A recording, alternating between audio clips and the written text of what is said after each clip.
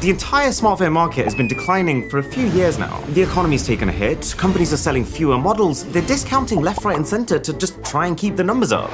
All except Apple. Apple is the only big smartphone company whose market share is actually rising. And it doesn't really make sense. They're always on the expensive end, they don't do discounts at all. No. Why on earth is everyone buying iPhones right now? Well, there's actually 9 key factors. 9 things that Apple has either meticulously planned or have just happened to occur that have all aligned to put Apple in the strongest position it's ever been in. So, at the very surface level, incomes are rising across the globe. Every year, an average of 50 million more people are moving up into the category of high income. And so naturally, as you get more disposable money, you start to be able to afford more expensive things. And that naturally favors Apple, who only makes expensive things. There's a second, subtler effect that I think amplifies this. Think of any big smartphone company apart from Apple, whether it's Samsung or Oppo or Xiaomi. Every single one of these companies has both expensive flagship phones, but also cheap phones. You can get a Samsung for $80, you can get an Oppo for about $60, you can get a Xiaomi for $50. But Apple doesn't work like that. Apple has basically decided that the minimum they're going to charge you to be able to get the iPhone experience is around $400 with their iPhone SE series. And this is intentional because what it translates to is that getting an iPhone now means something more than getting a Samsung. Even though both companies' most expensive phones are the same price, this inaccessibility creates the feeling of Apple being an aspirational brand that as soon as people do get money for the first time, they want to spend on. Not as much with countries that already have high income, like the United States, but every time I've been to India, which is quite a lot because I have a lot of family there, I make a conscious effort to talk to people there about the phone market. And I definitely get the feeling that the iPhone almost has a status associated with it. And the data supports that. India, Indonesia, and Vietnam are 3 of Apple's strongest growth areas. And they're all countries that are either developing or newly industrialized. Okay, so incomes are rising. Apple is well positioned to be able to take advantage of that. But this alone might cause a slight shift. There's something else that's accelerating this growth.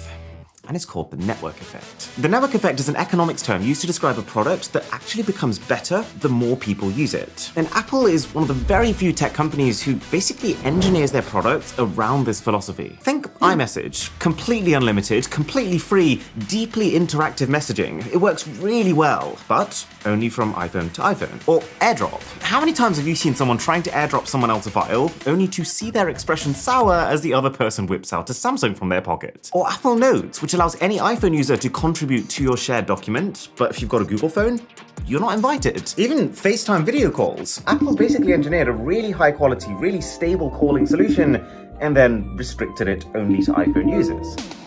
But then with FaceTime, they've taken it further. In a move that seemed very consumer-friendly, Apple recently allowed Android users to FaceTime for the first time ever. But this is not charity. This is actually a very smart business move. Because if you're on an Android phone during this FaceTime process, they make you feel like a right sucker while you're doing it. If you want to FaceTime on Android, you have to wait for the iPhone user to initiate the FaceTime and then send you a link. That link opens up a page on your browser where you then enter your name and give it permissions to use your mic and your camera, and even then you experience the FaceTime in this horrible windowed browser view. Let's be very clear, giving Android users this option is not Apple trying to make things fair, it's Apple saying to iPhone users, don't worry about switching to WhatsApp video calls, your Android buddies will join you on your platform of choice. And then for the Android users, it's them saying, look how good FaceTime works on their iPhone versus your Android.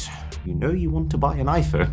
These are all just one type of network effect that Apple uses, but where you really feel the full force of it is via the ecosystem. It applies to AirTags, which update their location every time any Apple device is near them. So the more Apple devices in the world, the more precise the location finding ability of everyone with an AirTag. It applies to the new HomePod, which lets anyone, so long as they use an iPhone, to hand over whatever's playing from their phone to start coming straight out of the speaker. And it even applies to their App Store. I find this really interesting because even though Android has by far more total users, because the vast majority of Apple users are wealthy users who are far more willing to spend, they've actually made iPhone the most desirable platform to develop apps for and design accessories for, which in turn means that Apple gets better app support and more accessory options, which then makes the iPhone even more desirable for consumers. And so, it's these incredibly powerful network effects which have meant that even in a market where the interest and urgency to upgrade in smartphones is falling, each one of their ecosystem products in other categories, their earphones, their speakers, their AirTags, even their financial services now via Apple Pay, are all seeds to bring more people into the world of Apple, in which they're shown known very clearly that they won't get the absolute best Apple experience until they buy an iPhone, which is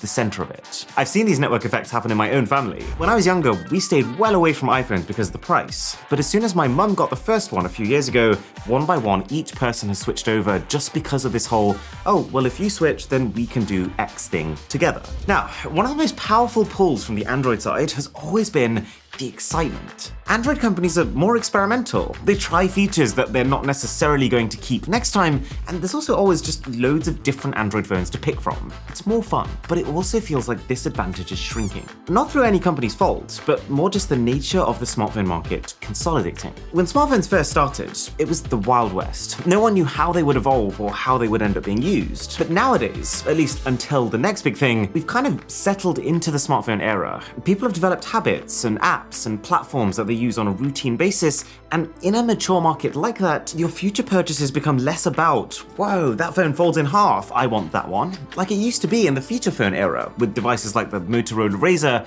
and more about, does the next phone I buy allow me to still enjoy all the things that I currently enjoy? And this safer, less experimental consumer attitude also favors Apple. It means that with any given launch, Android companies have also had to become safer, with less experimentation, fewer bold new form factors, effectively cutting down on one of the key ways that Android companies used to reach new audiences at those higher price points. And without it, the best hope to expand your user bases now just comes from the budget end of the market, mostly by just being cheaper than the competition, which is not a fun battle for companies to be making. But there is another factor that Apple has very carefully planned out that's working together with this. See, if you'd asked me 10 years ago why I used an Android phone, I'd have rattled off an entire list of reasons. I'd have been talking for 10 minutes straight about everything that Android does better. But this has changed. If you look back through the years, you'll see that the reason Android phones were always the first to get new features that the iPhone didn't have is because Android companies have had to compete with each other. They've had to race at every point to cram in as much of the latest tech as possible. Android got dual cameras in 2014. Apple didn't introduce them till 2016. Android got wireless charging as early as 2013. Apple didn't bring it in till 2017. Androids have always had millions of customization options, whereas for the longest time with an iPhone, you'd have one choice. What wallpaper do you want? The list goes on, but the point is that Apple wasn't caught up in this rush. Apple was very aware that they had such a loyal fan base that they didn't need to compete with Android, but more just with themselves. They realized very early on that there's only so many things you can add to a bar smartphone like this before either the average user just can't tell the difference, or the extra cost from those additional features actually makes the phone less desirable. Like, there's only so good you can make the camera before the bigger bottleneck actually becomes the person taking the shot. There's only so fast you can make it such that everything you want to do is already buttery smooth. There's only so much you can make the screen bigger before the phone is just too big to hold. And so, you'll maximize your profits by not rushing to get them all in as fast as possible, but actually by teasing out those features over a longer period of time, making each upgrade significant, but never so significant that it robs the next phone of also being able to have one of these killer features. Which has meant that while Android companies have exhausted all of the most significant upgrades for the casual user very early on, creating the first plus-size phones, the first multi-camera phones, the first wireless charging phones, they've struggled to keep that pace up in the last few years. But Apple has always made sure that there's enough things left in the tank to keep making the iPhone better at an almost steady rate, which did mean that there was a time they fell noticeably behind, but that now, in 2023, there's really not much missing that an average user would care about.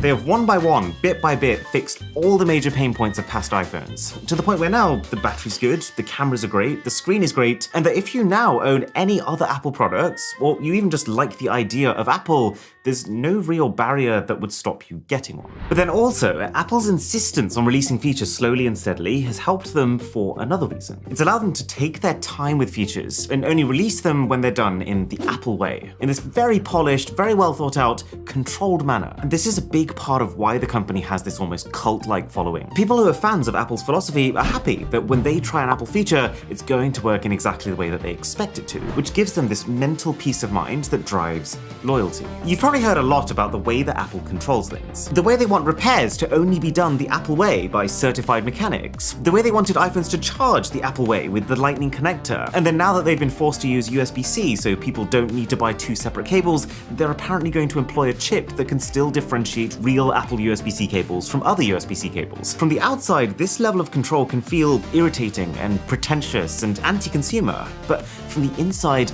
it drives loyalty. Because as a core Apple fan who's willing choosing to buy all of Apple's official accessories and services, you are getting treated to an experience that does just tend to work more seamlessly together than any other ecosystem. This is why there have been so many surveys over the years which have basically shown that very few people migrate from iPhone to Android. And so even though it's slow and steady, every time Apple does steal an Android user, it tends to be the case that this user stays with them. Oh, and a sub to the channel would be appreciated.